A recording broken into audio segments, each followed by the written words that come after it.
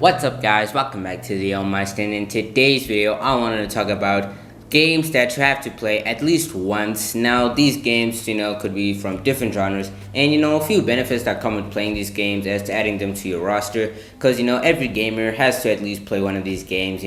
So I thought maybe I should tell you guys which games you have to play at least once if you're new to the gaming genre, or if you just started gaming. So I want to talk about that because, man, even though you might not enjoy these games or like play them excessively and grind them, these are games that you have to at least try once. So yeah, they can definitely benefit, especially with GTA 6 coming out.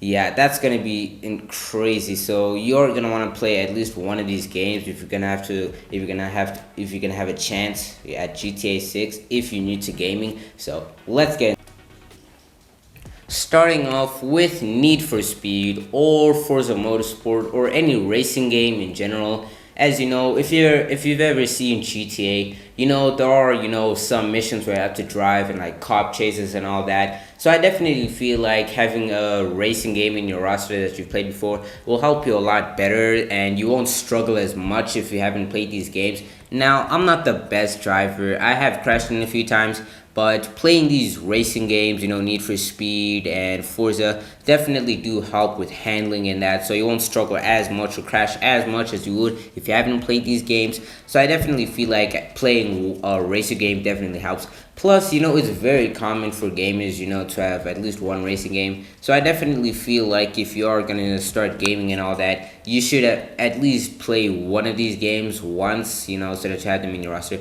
Because it is pretty beneficial to have these racing games, help with, handling and all that. Plus, you're a better driver, and with GTA 6 coming out, it's pretty predictable. As we've seen from the trailer, it's going to be like some heists and all that. Not heists, but like driving away from cops and all that, as you usually do in GTA. So I definitely feel like, being able to drive, not struggling and crashing will definitely help. And yeah, these racing games, especially with the nostalgia that they come with, the new Need for Speed games aren't as good as the old ones as it usually is nowadays.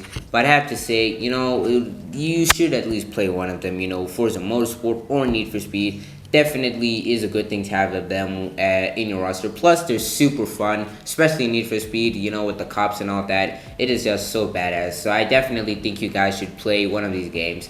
Next, we're going with Assassin's Creed.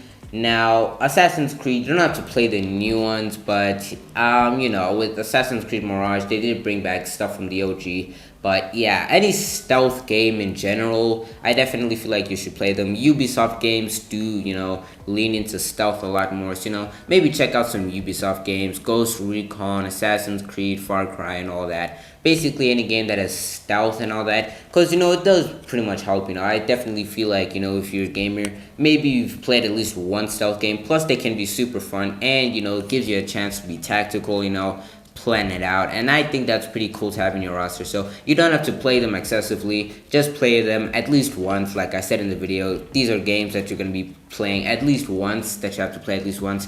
So yeah, I definitely feel like Ubisoft games do stealth a lot better, Watch Dogs, Assassin's Creed, and all that. I particularly recommend Assassin's Creed because, not only is there stealth, but also parkour. And games like that are just generally super fun. So I definitely wanted to recommend them to you guys, that maybe you should at least try out and play once, because they can be really fun at times, or sometimes they could be boring. But the older Assassin's Creed games and Assassin's Creed Mirage or Watch Dogs are super fun with the stealth. Definitely gives you time to think and all that. So they can be super fun. So I definitely recommend playing games like that. Next, we have an FPS game, which is first-person shooter or any online shooter game. I feel like if you're a gamer, you've probably played this at least once. So if you haven't, these are definitely games you should at least try out. They can be super fun, really. I've played them a bunch: Fortnite, Call of Duty, and all that, and they're just super fun. Plus, they can help with aiming and all that, because most games don't really have, if you're specifically a story-based gamer, I definitely recommend trying, like some online shooter games, because they definitely do help with aim and all that. And most games, besides GTA, don't really have aim assist, so I guess that would pretty much help. If you've seen some, like, gameplay of me playing Mafia, you can see I don't get all my shots, but, with FPS shooter games, they definitely do help with that, so I definitely recommend them. Plus, every now and then it is super fun to at least, be competitive and all that. 100 people, you try to come out number one. So I guess, yeah, it can be super fun. It's very competitive. But at the same time, it's also super fun. Plus, you can hang out with the boys and play games with them. So yeah, I definitely feel like most people, do online. But if you're specifically a story-based gamer like me, maybe try it out. It's a pretty cool genre and all that. FPS shooter games, and there are a bunch of them like Apex Legends, Fortnite, Call of Duty, maybe even PUBG, but I specifically lean into Fortnite and Call of Duty. So I definitely recommend those because, yeah, at least try them at least once, so you can have them in your roster. And like I said, it definitely does help with aiming and all that because, like I said, most games don't really have aim assist. So if you're trying to try out other games like Mafia or any other shooter games, I definitely feel like if you can go up against an actual player, because, these games are up against like AI and bots. So if you have played like an FPS, I feel like if you can go up against real players, you shouldn't really have a tough time going up against, like some AIs or bots in these games. So yeah, it definitely does help. Plus, you can even tune up, your story game to, hard. So I definitely recommend. If you can go up against an actual player, you probably shouldn't have any trouble going up against some AI. So that's why you should at least try these FPS shooter games. Next is the sci-fi genre, which not a lot of people really get into, but I definitely feel like maybe some people can try these games out at least once, sci-fi drama.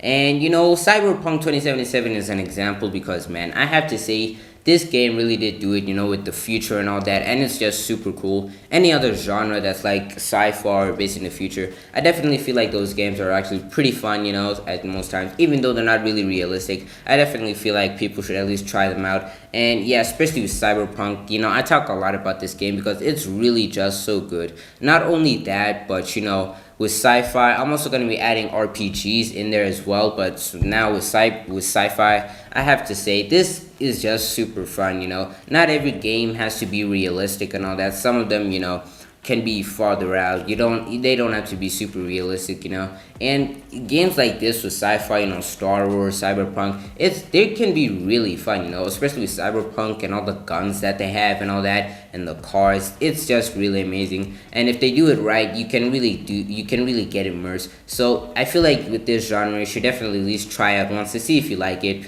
But yeah, with the sci-fi genre, it's just super fun. Next, because with Cyberpunk, it's sci-fi and RPG. And with the next one that you have to try at least once is RPG. Now, with the Assassin's Creed games, they did do RPGs with Origins, Odyssey, and Valhalla. I'm not sure about Valhalla though, but Origins and Odyssey, those are RPGs. And I have to say, games with decision making can actually be super fun, and I feel like most people should try them out because with these things they're just super fun. Choosing your own decisions, customizing your character, it's just super fun to see like the multiple different endings.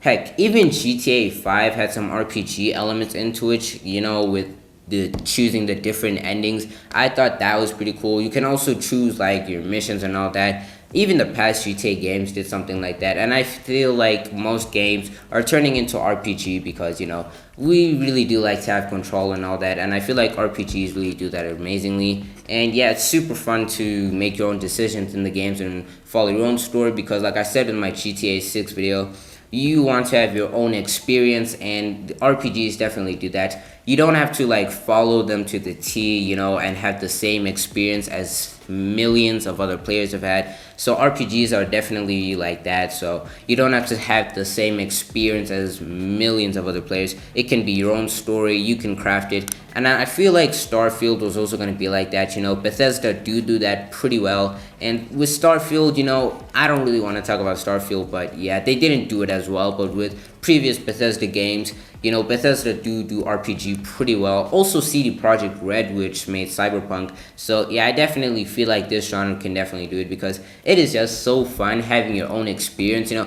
Maybe every now and then someone will have the same experience as you. It's not like you have your own experience. Somebody probably chose the same ending as you, but it's definitely better than, like with games like GTA or Spider-Man or any other narrative game. You have the exact same experience as that player with the story narrative wise. So I definitely feel like RPGs do that pretty well. Make your own decisions. And yeah, some RPG games, like some of them, they actually do impact the story. Like with Starfield, I wasn't really feeling like, what I was doing was impacting it. But with Cyberpunk 2077, like if you choose to be a nomad or a street kid, those stuff actually do affect the story. Like sometimes you even get dialogue options. I chose street kid, so I do get dialogue options as a street kid, and it's just so cool to see that they actually implemented that instead of it being, like a side thing, and it's actually a part of the story, and it actually like influences the decisions that you make. It is just so fun, man, and I had an amazing time. And also creating saves and checking out other endings, that's pretty cool as well. And it's not predictable. That's a thing I like about RPGs. It's not predictable. Most times it's not. But yeah, that's what I want to talk about. Games that you have to try at least once. And I hope you guys enjoyed the video. I know that you can try these genres out, and maybe there's some other games that you guys would like to hear me talk about. Make sure to comment that down below. Make sure to subscribe so that we can get to 100 subscribers. We're at 57 subscribers right now, and thank you guys for subscribing. Man, we're almost at 100 subscribers, so it's definitely crazy. Make sure to comment down your thoughts and what I should talk about next. I'm Dio Meister, and I'll see you guys next time.